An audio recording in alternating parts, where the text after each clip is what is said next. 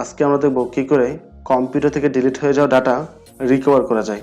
সেটা কম্পিউটার হতে পারে বা পোর্টেবল হার্ড ডিস্ক অথবা পেন ড্রাইভ অথবা কোনো একটা মেমোরি কার্ডও হতে পারে। ভুলবশত যদি কোনো ডাটা ডিলিট করে ফেলেন বা কোনো ড্রাইভ ফরম্যাট করে ফেলেন, সেই ক্ষেত্রে কী করে ওই ডাটাগুলো আপনারা রিকভার করবেন, এই বিষয়টা নিয়ে আমরা আজকে আলোচনা করব। বাট এখানে আমরা একটা ফ্রি সফটওয়্যার শেয়ার করব, যেটা টোটালি ফ্রি এবং আপনার যত ডাটা আছে এই সফটওয়্যার দিয়ে আপনি রিকভার করতে পারবেন। নর্মালি যেসব সফটওয়্যার থাকে ডাটা রিকভারি করার জন্য, প্রত্যেকটা সফটওয়্যার পেড ভার্সন থাকে। পেড ভার্সন ছাড়া ডাটা রিকভারি করা যায় না, অথবা যদি করা যায় সেখানেও 100 MB 200 MB বা সর্বোচ্চ 500 MB। বাট এই সফটওয়্যারের ক্ষেত্রে যেটা আমি দেখাবো, এখানে কোনো লিমিটেশন নেই।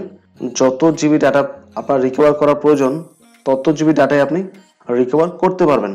বাট যদি আপনাদের কারো কম্পিউটারে hard disk Windows set up করতে গিয়ে অথবা কোনো একটা কারণবশত ফুল হার্ড ডিস্কটি ফরম্যাট হয়ে যায়, সেই ক্ষেত্রে সফটওয়্যারটি কাজ করবে কিনা সেটা আমি গ্যারান্টি দিয়ে বলতে পারছি না।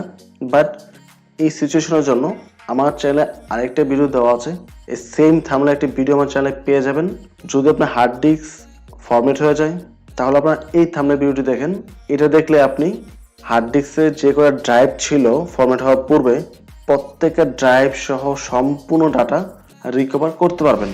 বাট নর্মালি যদি কোনো একটা ফাইল বা কোনো একটা ফোল্ডার বা একটা ড্রাইভ ফরম্যাট হয়ে যায় আপনার কম্পিউটার থেকে, সেই ক্ষেত্রে এই সফটওয়্যার দিয়েই আপনি কাজটা সম্পূর্ণ করতে পারবেন। তো এই সম্পূর্ণ প্রসেসটা ভালোভাবে বোঝার জন্য ভিডিওটি না টেনে লাস্ট পর্যন্ত দেখতে হবে। আমার নাম রবিন, আপনারা দেখছেন আই রবিন।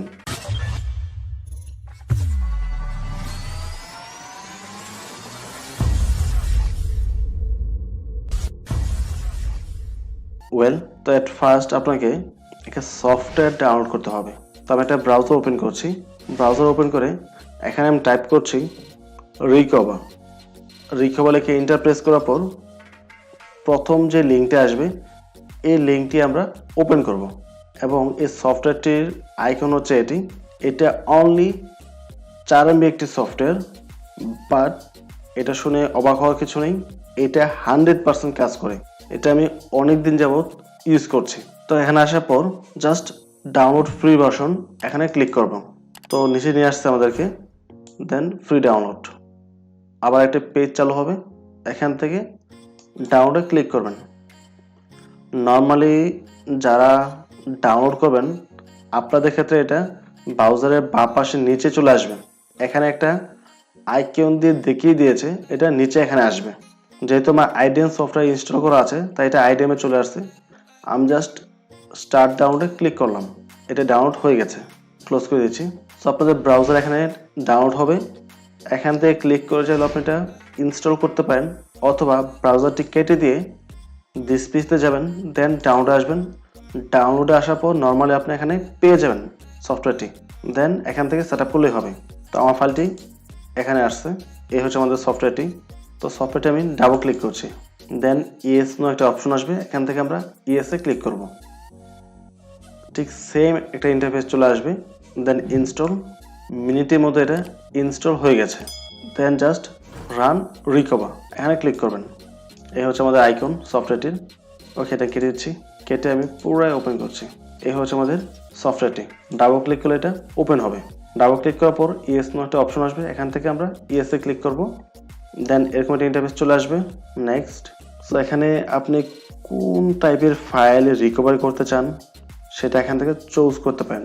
যদি পিকচার হয় তাহলে পিকচার, যদি মিউজিক হয় মিউজিক, ডকুমেন্ট হলে ডকুমেন্ট, ভিডিও হলে ভিডিও, কম্প্রেসড হলে কম্প্রেসড, মেইলস। সো আপনি কোন টাইপের ডাটা রিকভার করবেন সেটা অবশ্যই চুজ করতে হবে। আমি আপাতত পিকচার দিচ্ছি, দেন নেক্সট দেওয়ার পর সো প্রথম অপশনটা হচ্ছে আই এম নট শিওর, মানে আপনার কম্পিউটার কোথা থেকে ডাটা রিকভার করতে হবে সেটা আপনি জানেন না। এটা দিয়ে যদি আপনি নেক্সটে ক্লিক করেন, আপনার কম্পিউটার যে হার্ড ডিস্কটি আছে সম্পূর্ণ হার্ড ডিস্কটি স্ক্যান হয়ে দেন ডাটাগুলো খুঁজবে।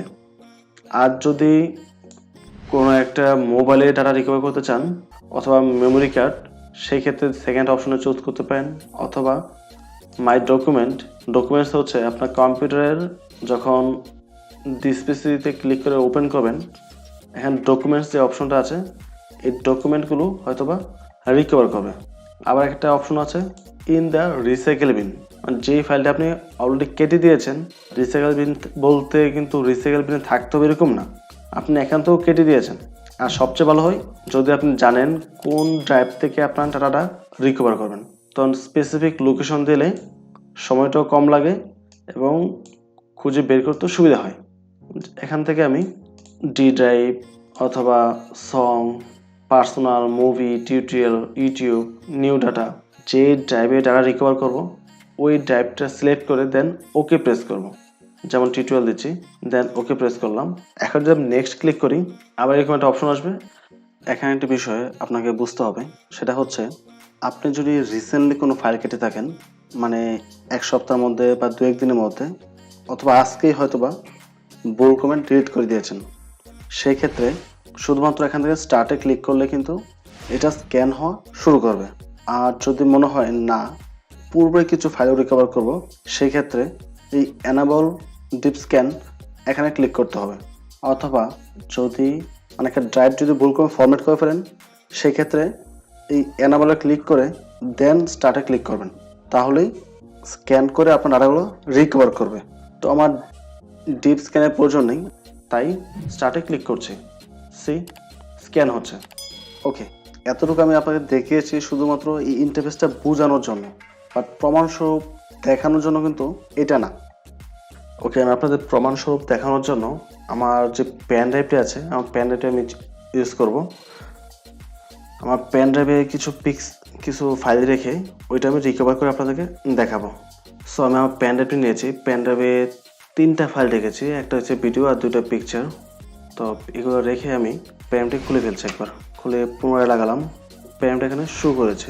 তো পেন ড্রাইভে যে ডাটাগুলো আছে এটা আমি ডিলিট করে দিচ্ছি।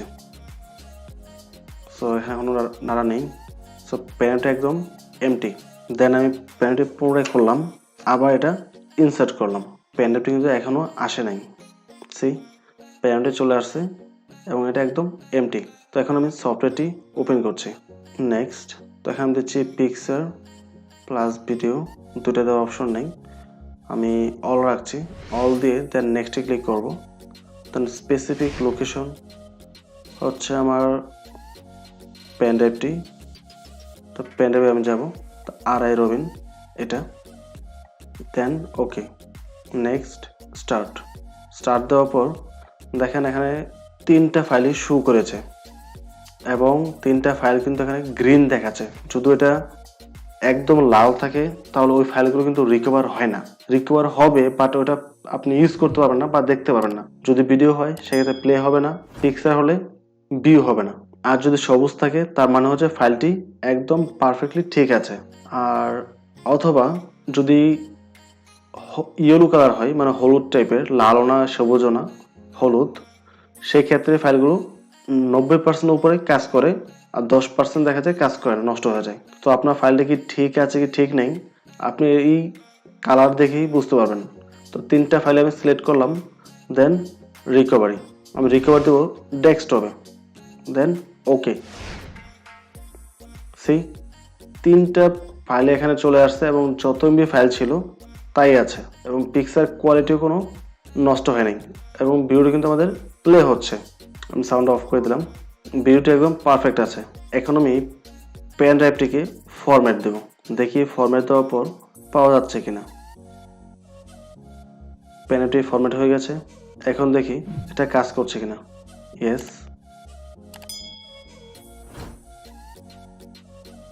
দেন ওকে, নেক্সট, স্টার্ট। তো বলছে ডিপলি স্ক্যান করার কথা, নর্মালি কিন্তু এটা পাইনি, যদি ফরম্যাট দিয়ে দিই তাহলে কিন্তু এটা পাচ্ছে না। তো এটা ডিপলি স্ক্যান করেছিলাম, তো ডিপলি স্ক্যান করার পর এখানে কিছু ফাইল আমি পেয়েছি। স্ক্যানটা আমি সম্পূর্ণ করে নিই, যদি সম্পূর্ণ করতে চাই আমার অনেকটা সময় লাগবে, তাই যা হয়েছে 1-1.5 মিনিটে তাই রেখেছি। তো সম্পূর্ণ স্ক্যান হওয়ার পর এরকম ফাইল আসছে এবং একটা বিষয়, ডিপলি যখন স্ক্যান করবেন তখন কিন্তু ফাইলের নামগুলো ঠিক থাকে না। এখন এই কোডটা আমি রিকভার দেবো, দেখি এগুলো ঠিক আছে কিনা। ওকে, তার মধ্যে 2টা ছিল পিকচার, তো আমাদের এই পিকচারটাও পারফেক্টলি ঠিক আছে। তারপর দেখা যাচ্ছে একটা ভিডিও আছে, এটা ভিডিও না, এটা অডিও ফাইল, আমার রেকর্ডিং ফাইল। তারপর ভিডিওটা ছিল যেটা আমি ডিলিট করেছি। এটা সম্পূর্ণ স্ক্যান হলে যেটা হতো, আমার পূর্বে যে ডাটাগুলো ছিল এখানে ওইগুলো চলে আসতো। সো প্রয়োজন আপনার ডিপলি স্ক্যান করেও আপনাদের ডাটাগুলো রিকভার করতে পারেন। সো আশা করি পুরো বিষয়টা আপনারা বুঝতে পেরেছেন। তারপরও যদি কোনো প্রকার কনফিউশন থাকে অবশ্যই কমেন্ট করে জানাবেন। সো ফাইনালি, যদি ভিডিওটি ভালো লাগে অবশ্যই চ্যানেলটি সাবস্ক্রাইব করে পাশে থাকবেন এবং ভিডিওটিতে লাইক এবং কমেন্ট করতে ভুলবেন না। ভালো থাকবেন। আসসালামু আলাইকুম।